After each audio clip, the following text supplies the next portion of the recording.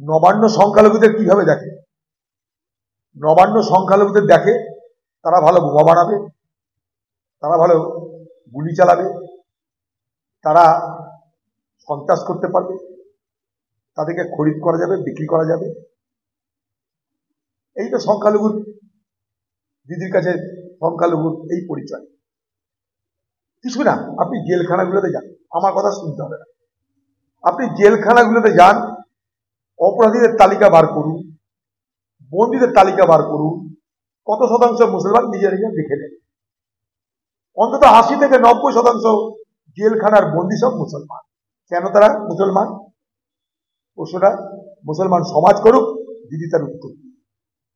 এ বাংলায় সংখ্যালঘুরা ভোট লুটের, ভোট দেওয়ার, ভোটে জেতানোর যন্ত্র। বাকি সংখ্যালঘুদের এখানে আর কোনো তাদের প্রতি সরকারের দায়িত্ব নেই। কোথায় সংখ্যালঘুর উন্নয়ন বলুন? এ বাংলায় আমি প্রথম জিজ্ঞেস করতে চাই, যে বাংলায় ১,৪৮,০০০ ওয়াকফ সম্পত্তি আছে,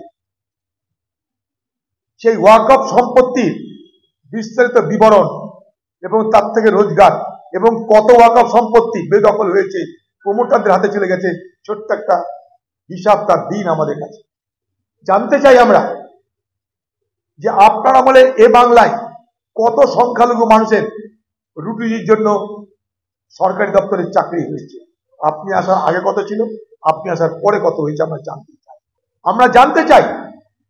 আপনার দলের বড় বড় মন্ত্রী পদ কারা কারা দখল করে আছে আমরা জানতে চাই। আরে মুখ্যমন্ত্রী, আপনি যদি সত্যি সংখ্যালঘু কথা ভাবেন, আপনি পুলিশ মন্ত্রীর পদ কোনো সংখ্যালঘু মানুষকে দিয়ে দিন যে হ্যাঁ, বাংলার পুলিশ মন্ত্রী একজন সংখ্যালঘু মানুষকে দিলাম।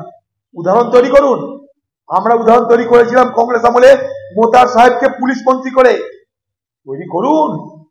খালি মুখে ভোটের সময় মুসলমান আল্লাহু আকবার হিজাব করে নিলাম, নামাজের কাতারে দাঁড়িয়ে গেলাম আর মুসলমানকে বুরবাক বানালাম, এটা সারা জীবন চলবে না। বাংলা টুডে নাও